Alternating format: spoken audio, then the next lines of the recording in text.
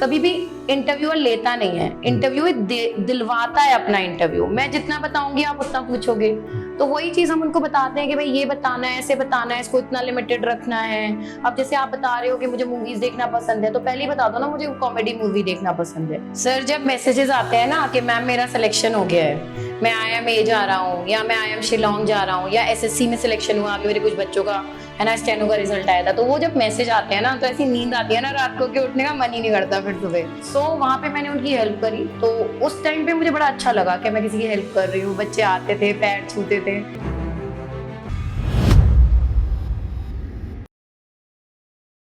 आज हमारे पास जो स्पेशल एक टीचर आई हुई है, इंग्लिश की टीचर, जी हाँ, जिन्होंने अपने कैरियर में अपने हम जैसे स्टूडेंट्स, हम जैसे बंदों के लिए, हम जैसे कॉर्पोरेट एम्प्लॉइज के लिए इतना अच्छा सेटअप किया है कि लोग इंटरव्यू निकाल पाए, अपना इंग्लिश ग्रोथ करें। सो सबसे पहले हम देर ना करते हैं, उनसे मिलवाते हैं। सो काशा जी, कैसी हैं आप? मैं बढ़िया हूँ sir, thank you so much for inviting me on your channel. Ma'am, हमें इतनी खुशी हो रही है कि आपने इतनी बढ़िया बढ़िया अनअकैडमी, अड्डा 24/7 और बहुत सी बड़ी बड़ी कंपनियों में काम करने के बाद आपने बहुत से मतलब जो आजकल के युवा हैं, लड़के हैं, उनको इंटरव्यू में मदद की है, उनकी इंग्लिश स्पीकिंग में मदद किया, प्लस आप अपने चैनल पे भी इंग्लिश के बहुत अच्छे कंटेंट डालती हैं। तो सबसे पहले हमारे जो व्यूअर्स हैं वो जानना चाहेंगे कि आकांक्षा मैम का मोटिव क्या है?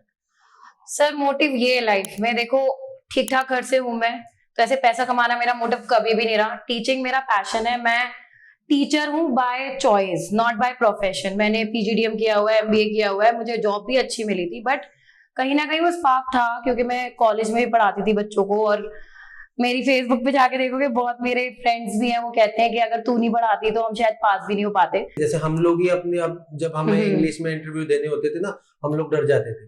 2013-14 में तो हमें मतलब अब नॉर्मली मैं अपने होम टाउन से लोगों की माँ इंग्लिश स्पीकिंग कांप जाते थे कि यार ये अब हम नहीं बोल पाते थे, हम ऐसे बोलते थे my name is and my class is. तो नॉर्मली हम, लेकिन हमने भी एक इंग्लिश स्पीकिंग ना सीखी, आप जैसे टीचरों का ही सहारा लेके, वीडियोस देख के हमने भी अपनी अपनी कम्युनिकेशन स्किल थोड़ी ग्रो करी लाइफ में। मतलब इंटरव्यू बहुत सारे क्लियर किए, मतलब इतना कि लोगों की बातें समझ में आ सके और ये समझ में आ सके।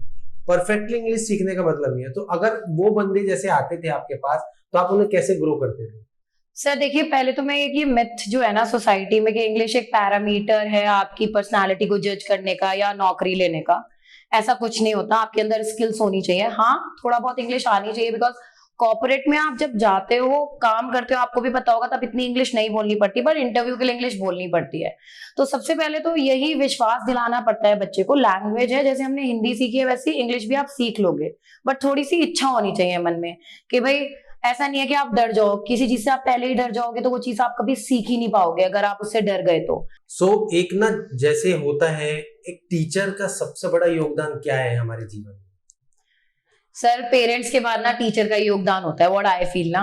जैसे बच्चे आते हैं मेरे से, इवन लाइक मैं तो बहुत एक्सट्रोवर्ट हूँ और कई बार मेरे को मेरे बॉसेस से भी इसके लिए डांट पड़ती है, आप बहुत बोलते हो बच्चों से। बट अगर बच्चा ट्रस्ट कर सकता है ना तो अपने पेरेंट्स पे भी ट्रस्ट नहीं करेगा, या तो अपने फ्रेंड पे ट्रस्ट करेगा, एज ऐसी होती है, अपने टीचर पे ट्रस्ट करेगा। मैंने खुद ने देखा है, और मेरे घर पे भी छोटे मेरे कजन्स हैं, वो हम अपनी मम्मी को ये कह के चुप करा देते हैं कि हमारी टीचर ने बताया तो सही बताया होगा। तो आपका तो पूरा योगदान है, आपको एक इमेज ऐसी क्रिएट करनी पड़ती है बच्चे के सामने। कई बार ऐसा होता है कि हमें अपनी सोशल मीडिया पे बहुत चीजें डालते हुए सोचना पड़ता है, इमेज ऐसी क्रिएट करनी पड़ती है कि आप बच्चों के लिए एक आइडल बन पाओ। क्योंकि आप क्या कर रहे हो एज अ टीचर, आप सोसाइटी का जो पिलर है ना, जो यूथ है, उसको आप शेप कर रहे हो। तो आप ही गलत करोगे तो बच्चा गलत ही सीखेगा ऑब्वियसली। और अब तो इतने सारे डिस्ट्रैक्शंस हैं, जैसे फेसबुक है, इंस्टाग्राम है, कितनी हेट स्पीचेस चल रही है, कितना कम्युनलिज्म चल रहा है। तो वो थोड़ी चीजों में हमको भी, जैसे कई बार होता है बच्चे क्लास में ही करने लग जाते हैं सारी चीजें, तो हमें पता होना चाहिए किस हद तक हमें उनसे बात करनी है किसी टॉपिक पे, या हमें किस तरीके से उनको सपोर्ट करना है। अगर वो हमारे पास कोई पर्सनल प्रॉब्लम लेके आ रहे हैं तो हमें किस हद तक उससे डील करना है। तो ये सारी चीजें थोड़ा सा हमें ध्यान रखनी पड़ती है। सो मैम, कहीं ना एक बच्चा होता है वीकनेस, जिसपे बहुत से टीचर ना ध्यान नहीं दे पाते। उसको कहते हैं कि तेरे से तो हो ही नहीं पाएगा, लेकिन एक टीचर जरूर होता है जो उन्हीं सब बंदों में और उन्हीं सब बच्चों के आगे ये कहता है कि ये ही एक दिन सक्सेस होएगा। ऐसी लाखों स्टोरियां हैं। मेरे टीचर्स ने भी मुझे एक बंदे की स्टोरी बताई थी जिसे हम बेवकूफ समझते थे ना, वो आज सबसे बड़ी गवर्नमेंट जॉब पे अवेलेबल है। जिसे हम कहते थे कि वो सबसे अच्छी रैंक पे गया है, वो बंदा हमारे कॉलेज में वो बंदा था जो पासिंग मार्क्स लाता था। सो आपकी लाइफ में ऐसा कुछ हुआ है कॉन्सेप्ट?